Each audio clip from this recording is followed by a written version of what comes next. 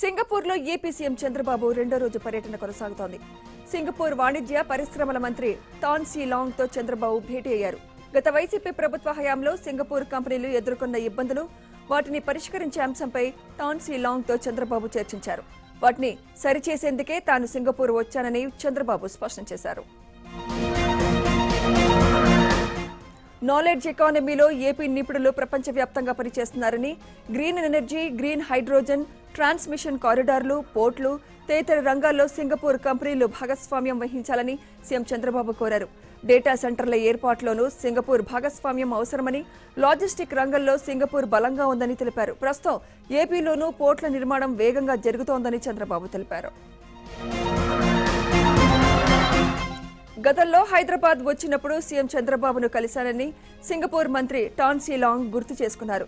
Green energy, cable రంగంలో ఏపీతో కలిసి పనిచేసేందుకు ఆసక్తిగా ఉన్నామన్న ఆయన, గృహ నిర్మాణ రంగంలోనూ ఏపీతో కలిసి పనిచేసేందుకు సిద్దమని టాన్ సీ లాంగ్ తెలిపారు. సీఎం చంద్రబాబుతో సమావేశానికి మంత్రి నారా లోకేష్, నారాయణ, టీజీ భరత్ ఉన్నతాధికారులు హాజరయ్యారు. సింగపూర్లో ఏపీ సీఎం చంద్రబాబు రెండో రోజు పర్యటన కొనసాగుతోంది. బిడదారి ఎస్టేట్ ను 2 గంటల పాటు కాలినడకన సీఎం చంద్రబాబు పరిశీలించారు. ఈ సందర్భంగా సిటీ ఇన్ ఏ గార్డెన్ పేరుతో ఏర్పాటైన హౌసింగ్ ప్రాజెక్ట్ విశిష్టతలను సీఎం చంద్రబాబుకు సింగపూర్ అధికారులు వివరించారు. సింగపూర్లో పర్యటిస్తున్న మంత్రి Lokesh ever world green energy private limited chairman Simon tan తో భేటీ అయ్యారు.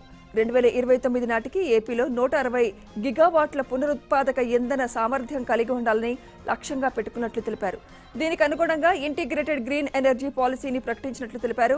రెన్యూ, సుజలాన్ వంటి పెద్ద సంస్థలు ఇప్పటికే రాష్ట్రంలో తమ కార్యకలాపాలు ప్రారంభించాయని ఈ సందర్భంగా లోకేష్ గుర్తు చేశారు. విజయవాడలో మెట్రో రైల్ నిర్మాణానికి అమరావతి మెట్రో రైల్ కార్పొరేషన్ టెండర్లు పిలిచింది.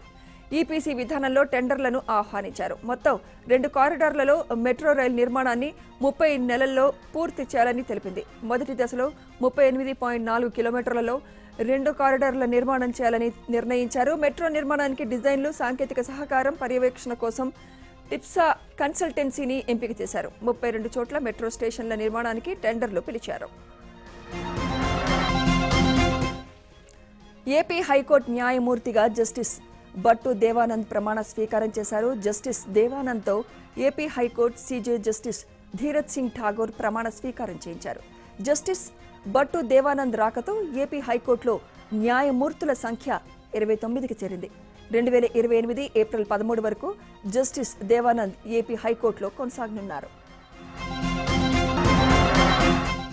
పశ్చిమ గోదావరి జిల్లా పాలకొల్లు మండలం తిల్లపూడి ప్రాథమిక వ్యవసాయ సహకార పరపతి సంఘం చైర్పర్సన్ గా రంగారావు త్రిసభ్య కమిటీ సభ్యులు ప్రమాణ స్వీకారం చేశారు.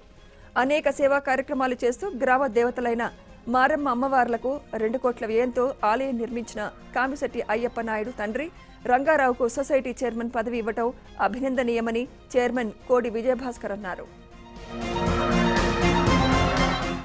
ఏపీ లిక్కర్ స్కామ్లో మిథున్ రెడ్డి తప్పు చేసినట్లు ఇంకా రుజువు కాలేదని ఆయన తల్లి స్వర్ణలత అన్నారు. తన కొడుకును నిందితుడు అంటున్నారని, టెర్రరిస్ట్ మాదిరిగా చూస్తున్నారని ఆవేదన వ్యక్తం చేశారు. రాజమండ్రి సెంట్రల్ జైలు రిమాండ్లో ఉన్న వైసీపీ ఎంపీ మిథున్ రెడ్డితో తల్లి స్వర్ణలత, చెల్లి శక్తిరెడ్డి, బావ అఖిల్ ములాఖాత్ అయ్యారు. మిథున్ రెడ్డి ధైర్యంగా ఉండాలని కోరుకుంటున్నారని స్వర్ణలత తెలిపారు.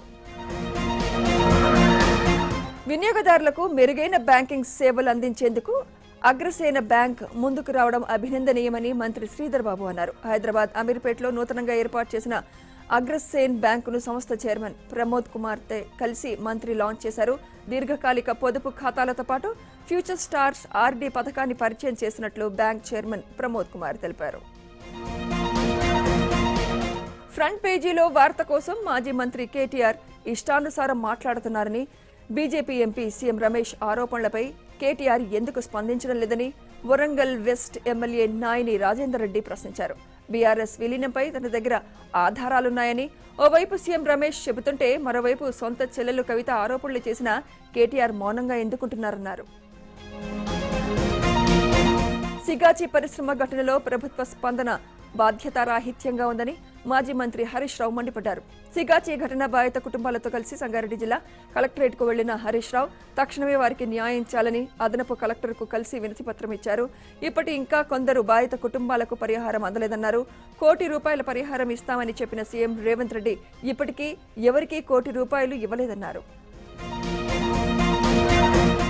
నంద్యాల జిల్లా వెలుగోడు జలాశయం నుంచి లిఫ్ట్ ద్వారా సిద్ధాపురం ఎత్తిపోతల పథకానికి Srisailam MLA Budda Rajasekhar Reddy stage 2 pump house నుంచి నీటిని విడుదల చేశారు.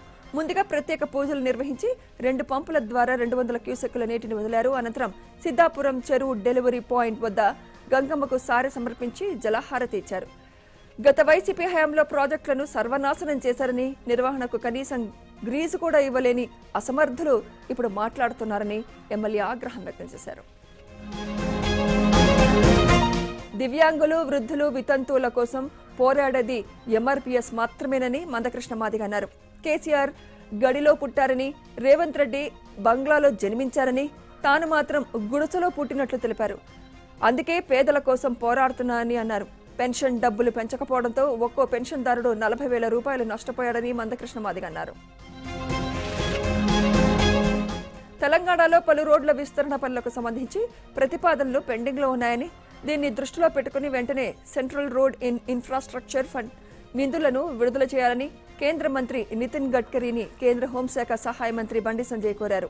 ఇవాళ ఆయన నితిన్ గడ్కరీని కలిసి వినతి పత్రం అందజేశారు. అందులో భాగంగా తన పార్లమెంట్ నియోజకవర్గ పరిధిలో పెండింగ్లో ఉన్న రోడ్ల ప్రతిపాదనలను కేంద్ర మంత్రికి అందజేశారు. మొత్తం 113 కోట్లతో కూడిన సిఆర్ఐఎఫ్ ప్రతిపాదనలను గడ్కరీకి సమర్పించారు. రాజకీయ విలువలను బీఆర్ఎస్ పార్టీ దిగజారుస్తోందని షాద్నగర్ ఎమ్మెల్యే వీర్లపల్లి శంకర్ మండిపడ్డారు. పార్టీ మెప్పు కోసం ముఖ్యమంత్రిపై వ్యక్తిగత విమర్శలు చేయడం మానుకోవాలని సూచించారు. మంచి సంస్కృతి పోరాటాలకు నిలయమైన తెలంగాణ గడ్డపై ఇలాంటి చౌకబారు ఆరోపణలు చేయడం మంచిది కాదన్నారు. ఎమ్మెల్యే కౌశిక్ రెడ్డి ఇకనైనా తన వైఖరి మార్చుకోవాలని, లేకపోతే తగిన మూల్యం చెల్లించుకోవాల్సి వస్తుందని అన్నారు. రాష్ట్ర ప్రభుత్వం కేంద్రానికి పంపిన బీసీ బిల్లును వెంటనే ఆమోదించాలని ఎమ్మెల్యే శంకర్ కేంద్రానికి విజ్ఞప్తి చేశారు. ఆర్ఎస్ ప్రవీణ్ కుమార్ యూటర్న్ తీసుకున్నారు. గతంలో తన ఫోన్ ట్యాపింగ్ చేస్తున్నారని ఫిర్యాదు చేసిన ఆయన ఇప్పుడు సిట్ అధికారులకు కాంగ్రెస్ పార్టీ తన ఫోన్ ట్యాప్ చేస్తుందంటూ ఫిర్యాదు చేశారు. రాజకీయ లబ్ధి కోసమే సిట్ను కాంగ్రెస్ ప్రభుత్వం ఉపయోగించుకుంటుందని ఆరోపించారు. ఇచ్చిన హామీలు అమలు చేయలేక సిట్ను ప్రతిపక్షాలపై ప్రయోగిస్తుందన్నారు. సీఎం కనుసన్నల్లోనే సిట్ అధికారులు పనిచేస్తున్నారని, కాంగ్రెస్ ప్రభుత్వం వచ్చినప్పటి నుంచి ప్రతిపక్ష నేతలతో పాటు స్వయాన మంత్రుల ఫోన్లు కూడా ట్యాప్ చేస్తున్నట్లు ఆరోపించారు. మంత్రి సీతక్క మానవత్వం చాటుకున్నారు. ములుగు శివార్లో మంత్రి సీతక్క పర్యటిస్తుండగా వర్షంలో వరి నాట్లు వేసే కూలీలను చూసి చలించిపోయారు. వెంటనే వారికి వర్షం నుంచి రక్షణ కోసం ప్రత్యేకంగా తయారు చేసిన కవర్లను పంపిణీ చేశారు. ఆ తర్వాత కూలీలకు కవర్లను ఆమె స్వయంగా తొడిగారు. తెలంగాణ ప్రభుత్వం ఇస్తున్న రేషన్ కార్డులు, ఇంద్రమ ఇళ్లు, ఇతర సంక్షేమ పథకాలు ఎలా అందుతున్నాయని కూలీలను సీతక్క అడిగి తెలుసుకున్నారు. వైసీపీ నేతల భూ కబ్జాల పర్వం కొనసాగుతోంది. కర్నూలు జిల్లా కందుకూరు గ్రామానికి చెందిన దళిత యువకుడు మోలాలీకి చెందిన భూ కబ్జాకు గురి కావడంతో పోలీసులకు ఫిర్యాదు చేశాడు. 50 ఏళ్ల క్రితం గ్రామంలో తమ తాత ఎల్లప్ప పేరుతో 2 ఎకరాల 42 సెంట్ల భూమికి ప్రభుత్వం పట్టా ఇచ్చిందన్నారు. కొద్ది రోజులుగా ఆన్లైన్లో తన తాత పేరు కాకుండా గంగాధర్ స్వామి పేరు వస్తుందని వాపోయాడు. తమకు న్యాయం చేయాలని పోలీసులకు, తహసీల్దార్కు ఫిర్యాదు చేశాడు. సత్యసాయి జిల్లా కదిరి మున్సిపల్ మాజీ చైర్మన్ కుమారుడు, వైసీపీ జిల్లా ప్రధాన కార్యదర్శి ప్రణీత్ రెడ్డి క్వారీలో విజిలెన్స్ అండ్ ఎన్ఫోర్స్మెంట్ మైనింగ్ అధికారులు తనిఖీలు నిర్వహించారు. వైసీపీ పాలనలో ప్రణీత్ రెడ్డి ప్రభుత్వ నిబంధనలకు విరుద్ధంగా క్వారీ నిర్వహిస్తూ పెద్ద ఎత్తున అక్రమాలకు పాల్పడ్డాడు. కూటమి ప్రభుత్వం అధికారం చేపట్టిన తర్వాత వైసీపీ నేత అక్రమాలు పెద్ద ఎత్తున బయటపడడంతో 7 నెలల క్రితం మైన్స్ అధికారులు తనిఖీలు చేసి క్వారీని సీజ్ చేసి ₹1 కోట్ల ఫైన్ విధించారు. కోర్టుకు వెళ్లి పర్మిషన్ తెచ్చుకున్న వైసీపీ నేత అదే బాటలో మళ్లీ అక్రమాలకు పాల్పడుతుండటంతో మళ్లీ అధికారులు తనిఖీలు చేపట్టారు. రోడ్డు ప్రమాదంలో మరణించిన ఏఎస్ఐ గురుస్వామి కుటుంబానికి ఎస్బీఐ పోలీస్ శాలరీ ప్యాకేజీ ద్వారా జిల్లా ఎస్పీ హర్షవర్ధన్ రాజు చేతుల మీదుగా ₹1 కోటి చెక్కును అందజేశారు. తిరుపతి జిల్లా పోలీస్ స్టేషన్లో విధి నిర్వహిస్తున్న ఏఎస్ఐ గురుస్వామి బైక్పై వెళ్తూ ప్రమాదానికి గురై ప్రాణాలు కోల్పోయారు. ఆయనకు ఇన్సూరెన్స్ ఉండటంతో state bank salary package scheme ద్వారా ₹1 కోటి అందజేశారు. మంచిర్యాల జిల్లా లక్షెట్టిపేట ప్రభుత్వ ఆసుపత్రిలో తెలంగాణ వైద్య విధాన పరిషత్ కమిషనర్ డాక్టర్ అజయ్ కుమార్ ఆకస్మికంగా తనిఖీ చేశారు. ఆసుపత్రిలోని రికార్డులను తనిఖీ చేసి చికిత్స పొందుతున్న వారిని పరామర్శించారు. వారికి అందుతున్న వైద్య సదుపాయాల గురించి అడిగి తెలుసుకున్నారు. ప్రభుత్వ ఆదేశాలతోనే ఆసుపత్రులను తనిఖీ చేస్తున్నట్లు కమిషనర్ తెలిపారు. అలాగే సీజనల్ వ్యాధుల బారిన పడకుండా ప్రజలకు అవగాహన కల్పించాలని కోరారు. నెల్లూరు వీఆర్సీ సెంటర్ సమీపంలో ఓ వ్యక్తి అనుమానాస్పద స్థితిలో మృతి చెందాడు. మాధవి అనే మహిళ తన భర్తతో వివాహేతర సంబంధం కలిగి ఉందని, ఆమె ఈ హత్య చేసిందని మృతుడు తరుణ్ తేజ్ భార్య ప్రవల్లిక ఆరోపించింది. మాధవి తన భర్తను హత్య చేసి ఆత్మహత్యగా చిత్రీకరించిందని ప్రవల్లిక కన్నీరు మున్నీరైంది. ఈ ఘటనపై విచారణ జరిపి మాధవిపై చర్యలు తీసుకోవాలని డిమాండ్ చేసింది. గుంతలమయంగా మారిన రహదారులకు మరమ్మతులు చేపట్టాలంటూ మహబూబాబాద్ జిల్లా కేసముద్రం మున్సిపల్ కేంద్రంలో బీఆర్ఎస్ శ్రేణులు రాస్తారోకో నిర్వహించారు. రోడ్డుపై బైఠాయించి ప్రభుత్వానికి వ్యతిరేకంగా నినాదాలు చేశారు. వర్షాకాలం గుంతల రోడ్డులో వెళ్లాలంటే ప్రజలు తీవ్ర ఇబ్బందులు పడుతున్నారని పార్టీ నేతలు ఆవేదన వ్యక్తం చేశారు. ఇప్పటికైనా మున్సిపల్ అధికారులు రోడ్ల మరమ్మతులు చేపట్టాలని డిమాండ్ చేశారు. జీవో 49 రద్దు కోసం ఆసిఫాబాద్ జిల్లా ఆదివాసీలు కదం తొక్కారు. తుడుం దెబ్బ ఆధ్వర్యంలో ఆదివాసీ సంఘాలన్నీ భారీ ర్యాలీ నిర్వహించాయి. వందలాది మంది ఆదివాసీలు ప్రధాన రహదారుల మీదుగా కలెక్టరేట్ వరకు ర్యాలీ నిర్వహించారు. ఆదివాసీల ఆందోళనకు బీజేపీ ఎమ్మెల్యే పాల్వై హర్ష్ బాబు మద్దతు తెలిపారు. 49 జీవో తాత్కాలిక నిలుపుదల వల్ల ప్రమాదం పొంచి ఉందని, కేంద్ర రాష్ట్ర ప్రభుత్వాలు చర్చించి జీవోను పూర్తిగా రద్దు చేయాలని డిమాండ్ చేశారు. మలక్పేట్ తిరుమల హిల్స్లోని ఎమ్మెల్యే మల్రెడ్డి రంగారెడ్డి ఇంటిని ఫార్మా బాధిత రైతులు ముట్టడించారు. ఫార్మా వ్యతిరేక పోరాట కమిటీ ఆధ్వర్యంలో ధర్నా చేపట్టారు. గ్రామాలకు చెందిన ఫార్మా బాధిత రైతులు ధర్నాలో పాల్గొని ప్లకార్డులు ప్రదర్శించి నిరసన తెలిపారు.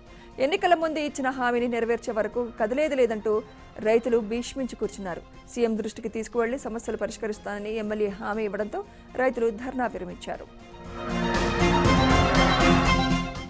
నెల్లూరు వేదాయపాళెం పోలీస్ స్టేషన్ దగ్గర కొద్దిసేపు ఉద్రిక్తత ఏర్పడింది. మున్సిపల్ కార్మికులు ధర్నా నిర్వహిస్తుండగా కార్మిక నేతలను పోలీసులు అరెస్ట్ చేసి స్టేషన్కు తరలించారు. దీంతో కార్మికులందరూ అక్కడికి చేరుకుని పోలీస్ స్టేషన్లోకి చొచ్చుకెళ్లేందుకు ప్రయత్నించారు. ఈ క్రమంలో పోలీసులకు కార్మికులకు మధ్య తీవ్ర వాగ్వాదం జరిగింది.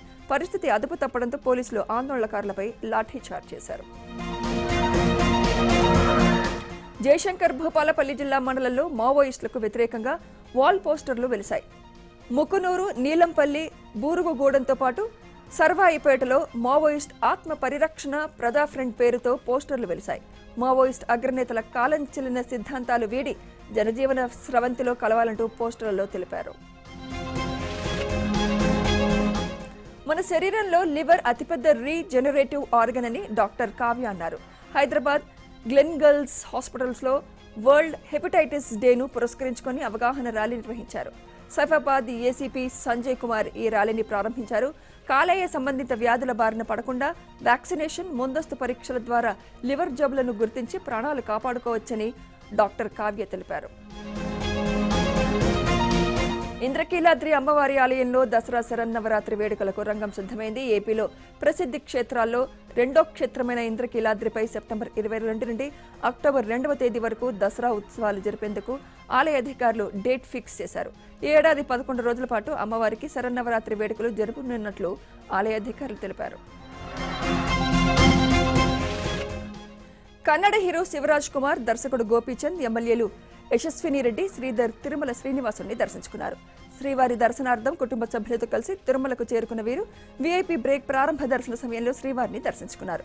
దర్శనానంతరం శ్రీవారి తీర్థ ప్రసాదాలు స్వీకరించారు. నాగర్ కర్నూలు జిల్లా కొల్లాపూర్లో నాగుల చవితి సందర్భంగా ఆలయాలు మహిళా భక్తులతో నిండిపోయాయి. మహిళలు కుటుంబ సమేతంగా ఆలయాలకు వచ్చి ప్రత్యేక పూజలు నిర్వహించారు. సర్పాలను పూజించడం వల్ల సర్ప భయాలు తొలగిపోతాయని, సంతాన భాగ్యం కలుగుతాయని మహిళలు విశ్వసిస్తారు. నల్గొండ జిల్లా నాగార్జున సాగర్కు భారీ వరద ప్రవాహం కొనసాగుతోంది. కృష్ణా బేసిన్లోని ప్రాజెక్టులకు వరద పోటెత్తడంతో శ్రీశైలం జలాశయం నుంచి వచ్చే వరద నీటిని నాగార్జున సాగర్కు వెళ్లనిస్తున్నారు. దీంతో నాగార్జున సాగర్ నిండు కుండలా మారింది. అయితే రేపు ఉదయం నాగార్జున సాగర్ గేట్లు ఎత్తి నీటిని దిగువకు విడుదల చేసే అవకాశం ఉందని అధికారులు తెలిపారు. వనపర్తి జిల్లాలో జూరాల ప్రాజెక్టుకు భారీగా వరద నీరు వచ్చి చేరుతోంది. దీంతో అధికారులు 12 గేట్లను ఎత్తి శ్రీశైలంకి నీటిని విడుదల చేస్తున్నారు. లోతట్టు ప్రాంతాల్లోని ప్రజలు అప్రమత్తంగా ఉండాలని అధికారులు హెచ్చరించారు. ఎగువన కురుస్తున్న వర్షాలతో సంగారెడ్డి జిల్లా సింగూరు ప్రాజెక్టులోకి వరద నీరు వచ్చి చేరుతోంది. ప్రస్తుతం 1860 క్యూసెక్కుల వరద నీరు వచ్చి చేరింది. ప్రాజెక్టు నుండి నీటి అవుట్ఫ్లో 633 క్యూసెక్కులుగా ఉంది. ప్రాజెక్టు నుంచి సాగుకు నీటిని విడుదల చేస్తుండటంతో రైతులు ఆనందం వ్యక్తం చేస్తున్నారు. వికారాబాద్ జిల్లా తాండూరు సమీపంలో కాగ్నావాగు వంతెన శిథిలమైంది. బ్రిడ్జ్ మధ్యలో రంధ్రం ఏర్పడడంతో రాకపోకలకు అంతరాయం కలిగింది. స్థానిక MLA Manohar Reddy, Tandur sub collector Umashankar Prasad వంతెనను పరిశీలించారు. జిల్లా కలెక్టర్ ఇరిగేషన్, R&B శాఖ అధికారులతో చర్చించి వంతెనకు త్వరలోనే మరమ్మతులు చేస్తామని తెలిపారు. మహబూబాబాద్ జిల్లా సిగ్నల్ కాలనీలో 2 తలల పాము కలకలం రేపింది. కాలనీలో పాము కనిపించడంతో స్థానికులు ఆందోళనకు గురయ్యారు. అటవీశాఖ అధికారులకు సమాచారం అందించినా ఎటువంటి స్పందన లేకపోవడంతో స్థానికులే పామును బకెట్లో బంధించి అటవీశాఖ కార్యాలయం ముందు నిరసన తెలిపారు. అయినా కూడా స్పందించకపోవడంతో కాలనీ వాసులే పామును అడవిలో విడిచిపెట్టారు. కరీంనగర్ జిల్లా హుజూరాబాద్లోని ఫైర్ స్టేషన్ సమీపంలో హైవేపై కొండ చిలువ హల్చల్ చేసింది. గత కొన్ని రోజులుగా కాలువ పక్కనే సంచరిస్తున్న కొండ చిలువ ఇవాళ రోడ్డుపైకి వచ్చింది. దీంతో స్థానికులు భయాందోళనకు లోనయ్యారు. ఈ సమాచారం తెలుసుకున్న స్నేక్ క్యాచర్ కొండ చిలువను పట్టుకుని అటవీశాఖ అధికారులకు అప్పగించారు. దీంతో స్థానికులు ఊపిరి పీల్చుకున్నారు. హైదరాబాద్లో తీర్థ సంచారం కలకలం రేపుతోంది. తెల్లవారుజామున గోల్కొండ ఇబ్రహీంబాగ్ మిలిటరీ ప్రాంతంలో రోడ్డు దాటుతూ చిరుత పులి కనిపించింది. ఆ దృశ్యాలు సీసీ కెమెరాలో రికార్డయ్యాయి. తారామతి వెనుక వైపు ఉన్న మూసీ వైపు చిరుత వెళ్లినట్లు సమాచారం. ఈ విషయాన్ని గోల్కొండ పోలీసులు అటవీశాఖ అధికారులకు తెలియజేశారు. హైదరాబాద్ పాత బస్తీలో మరో నకిలీ దందా గుట్టురట్టేంది. ఖరీదైన యాపిల్ ఫోన్లకు సంబంధించిన నకిలీ విడిభాగాలను గుర్తించి పోలీసులు స్వాధీనం చేసుకున్నారు. వీటి విలువ సుమారు 3 కోట్లు ఉంటుందని పోలీసులు తెలిపారు. సెంట్రల్ జోన్ టాస్క్ ఫోర్స్ పోలీసులు పాతబస్తీ మీర్ చౌక్ ప్రాంతాల్లో జరిపిన దాడుల్లో ఈ అక్రమ దందా బయటపడింది. పోలీసులు స్వాధీనం చేసుకున్న 2700కు పైగా యాపిల్ నకిలీ విడిభాగాలను స్వాధీనం చేసుకున్నారు. రంగారెడ్డి జిల్లా బాటసింగారంలో భారీగా గంజాయి పట్టుబడింది. 35 సంచుల్లో ప్యాకెట్ల రూపంలో తరలిస్తున్న 5 కోట్ల విలువైన 935 కిలోల గంజాయిని ఈగిల్ టీం సీజ్ చేసింది. డీసీఎంలో ఫ్రూట్ బాక్సుల మధ్యలో ఒడిశా నుంచి మహారాష్ట్రకు తరలిస్తుండగా ఈగిల్ టీం పట్టుకుంది. మహారాష్ట్రకు చెందిన కీలక నిందితుడు పవార్ కుమార్ సహా 3 అరెస్ట్ చేశారు. జల్సాలకు అలవాటు పడి అమాయక యువతకు గంజాయిని విక్రయిస్తున్న వ్యక్తిని పెద్దపల్లి పోలీసులు వలపన్ని పట్టుకున్నారు. జిల్లా కేంద్రంలో విస్తృత తనిఖీలు నిర్వహించిన పోలీసులు ఓ ఆటోలో తరలిస్తున్న 42 కిలోల గంజాయిని స్వాధీనం చేసుకున్నామని డీసీపీ కరుణాకర్ తెలిపారు. నిందితుడిని అదుపులోకి తీసుకుని విచారించారు. వివిధ రాష్ట్రాల నుంచి గంజాయిని తీసుకొచ్చి యువత, విద్యార్థులకు ఎక్కువ ధరకు గంజాయి విక్రయిస్తున్నట్లు డీసీపీ తెలిపారు. సత్యసాయి జిల్లా హిందూపురంలో స్టేట్ బ్యాంకులో చోరీ జరిగింది. బ్యాంకు వెనుక వైపు ఉన్న కిటికీలు విరిగి ఉండడంతో బ్యాంక్ సిబ్బంది పోలీసులకు ఫిర్యాదు చేశారు. కిటికీలకున్న ఐరన్ రాడ్లను తొలగించి దొంగలు లోపలికి చొరబడినట్లు తెలుస్తోంది. సీసీ ఫుటేజ్ ఆధారంగా దొంగల కోసం పోలీసులు గాలింపు చర్యలు చేపట్టారు. అయితే దొంగలు ఎంత నగదు దోచుకెళ్లారని ఇంకా తెలియాల్సి ఉంది. అన్నమయ్య జిల్లా రామసముద్రంలోని తాజ్ హోటల్లో చోరీ జరిగింది. ఉదయం 4 గంటలకు ఓ దొంగ చోరీ చేసిన దృశ్యాలు సీసీ కెమెరాలో రికార్డయ్యాయి. హోటల్లో గ్యాస్ సిలిండర్, వెయింగ్ స్కేల్ దొంగలించాడని హోటల్ యజమాని సిరాజ్ వాపోయాడు. సీసీ ఫుటేజ్ ఆధారంగా పోలీసులు దొంగ కోసం గాలింపు చర్యలు చేపట్టారు. వరంగల్ ఎంజీఎం ఆసుపత్రిలో నర్సింగ్ విద్యార్థులకు త్రుటిలో ప్రమాదం తప్పింది. నర్సింగ్ హాస్పిటల్ స్లాబ్ పెచ్చులు ఊడిపడ్డాయి. ఆ సమయంలో నర్సింగ్ విద్యార్థులు లేకపోవడంతో ప్రమాదం తప్పింది. హాస్టల్ బిల్డింగ్ శిథిలావస్థకు చేరినా అధికారులు ఎలాంటి మరమ్మతులు చేయడం లేదు. ఇటీవల ఆసుపత్రిలోని ఫీవర్ వార్డులోనూ స్లాబ్ పెచ్చులు ఊడిపడ్డాయి. దీంతో ఇటు నర్సింగ్ విద్యార్థులు, అటు ఆసుపత్రిలోని రోగులు బిక్కుబిక్కుమంటూ గడుపుతున్నారు. ఇప్పటికైనా అధికారులు స్పందించి మరమ్మతులు చేయాలని కోరుతున్నారు. మహబూబాబాద్ జిల్లా మండలంలో విషాదం చోటు చేసుకుంది. మునిగలవీడు గ్రామంలో ఓ ఆటో అదుపు తప్పి వ్యవసాయ బావిలో పడింది. ఈ ప్రమాదంలో ఆటో డ్రైవర్ శ్రీరామ్ నర్సయ్య అక్కడికక్కడే మృతి చెందగా అతని భార్య భారతమ్మ, కుమారుడు మార్కండేయకు గాయాలయ్యాయి. భారతమ్మ పరిస్థితి విషమంగా ఉన్నట్లు వైద్యులు తెలిపారు. వెంకటాపురంలోని బంధువుల ఇంటికి వెళ్లి వస్తుండగా ఈ ప్రమాదం జరిగింది. నాగోల్ స్టేడియంలో 25 ఏళ్ల యువకుడు షటిల్ ఆడుతూ ఒక్కసారిగా కుప్పకూలి చనిపోయాడు. ఒక్క క్షణంలో అతని జీవితం ముగిసిపోయింది. ఆసుపత్రికి తీసుకెళ్లగా తీవ్ర గుండెపోటుతో చనిపోయినట్టు వైద్యులు నిర్ధారించారు. క్షణం ముందు ఎంతో ఉత్సాహంగా, ఉల్లాసంగా షటిల్ ఆడిన కుర్రాడు విగత జీవిగా కనిపించడం స్టేడియంలోని ఆటగాళ్లను విస్మయానికి గురిచేసింది. మృతుడు ఖమ్మం జిల్లా తల్లాడకు చెందిన రాకేష్గా గుర్తించారు. మెదక్ జిల్లాలో ఘోర రోడ్డు ప్రమాదం జరిగింది.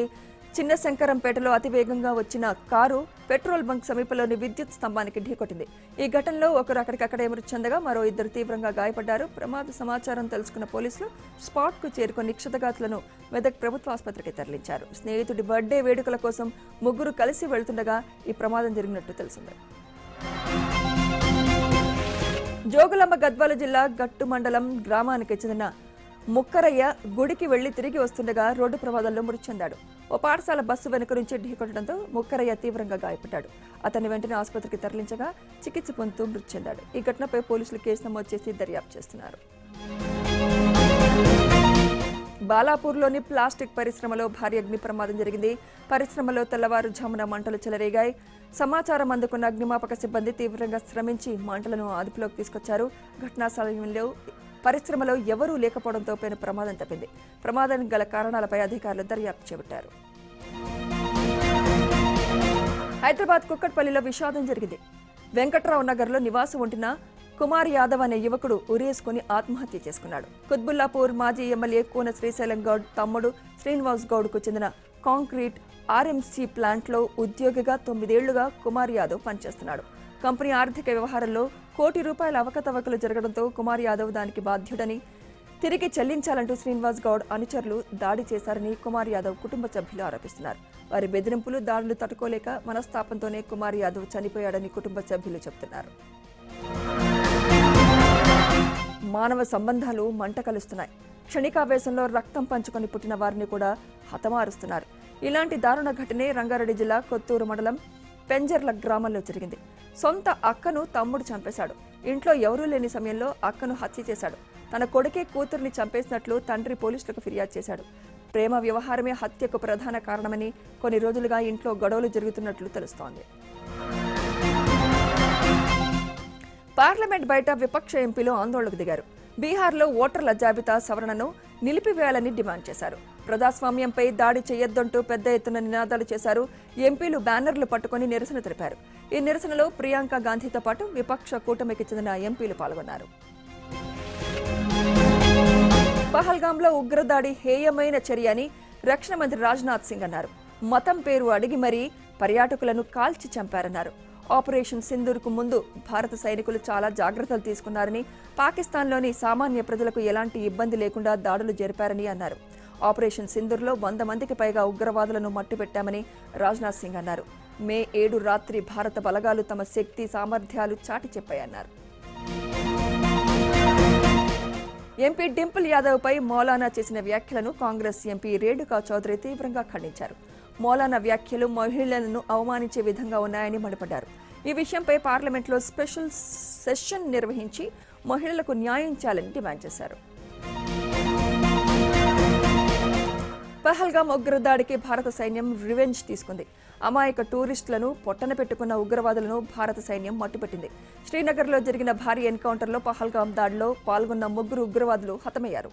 పహల్గాం ఉగ్రవాదులే లక్ష్యంగా రక్షణ బలగాలు ఆపరేషన్ మహాదేవ్ నిర్వహించాయి. చనిపోయిన ఒక్క ఉగ్రవాదిపై 20 లక్షల రివార్డు ఉంది. ఆగ్నేయ ఆసియాలో యుద్ధ మేఘాలు తొలగిపోయాయి. కొన్ని రోజులుగా సరిహద్దు ఘర్షణలో మునిగిన థాయిలాండ్, కంబోడియా తక్షణమే షరతులు లేని కాల్పుల విరమణకు అంగీకరించాయి. ఈ విషయాన్ని మలేసియా ప్రధాని అన్వర్ ఇబ్రహీం ప్రకటించారు. కొన్ని రోజులుగా సరిహద్దుల్లో కాల్పులతో చెలరేగిపోతున్న థాయిలాండ్, కంబోడియాలు ఎట్టకేలకు కాల్పుల విరమణ చర్చలకు అంగీకరించినట్లు అమెరికా అధ్యక్షుడు డొనాల్డ్ ట్రంప్ ఆదివారం ప్రకటించారు. గబ్బిలాలతో తయారు చేసిన చిల్లీ చికెన్ను అమ్ముతూ జనాల ప్రాణాలతో చెలగాటమాడుతున్న ముఠాను తమిళనాడు పోలీసులు పట్టుకున్నారు. తమిళనాడులోని సేలం జిల్లాలో ఈ దారుణం వెలుగు చూసింది. గబ్బిలాలను వేటాడి వాటిని వండి ఆ మాంసాన్ని చికెన్గా విక్రయిస్తున్నారనే ఆరోపణలపై 2 వ్యక్తులను అడవి అధికారులు అరెస్ట్ చేశారు. బ్యాంకాక్లో కాల్పులు కలకలం రేపాయి. ఓ దుండగుడు జరిపిన కాల్పుల్లో 5 మృతి చెందారు. అనంతరం దుండగుడు తనను తాను కాల్చుకుని ఆత్మహత్యకు పాల్పడ్డాడు. బ్యాంకాక్లోని మార్కెట్లోకి చొరబడిన దుండగుడు తన వద్ద ఉన్న తుపాకీతో 4 సెక్యూరిటీ గార్డులు ఓ మహిళను కాల్చి చంపాడు. దీంతో అక్కడున్న వారు ఒక్కసారిగా ఉలిక్కిపడ్డారు. భయాందోళనతో పరుగులు తీశారు. ఇందుకు సంబంధించిన దృశ్యాలు సీసీ కెమెరాలో రికార్డ్ అయ్యాయి. అయితే కాల్పుల తర్వాత నిందితుడు కూడా కాల్చుకొని చనిపోవడం అనుమానాలకు దారితీస్తోంది. విమానంలో ఓ ప్రయాణికుడు కలకలం సృష్టించాడు.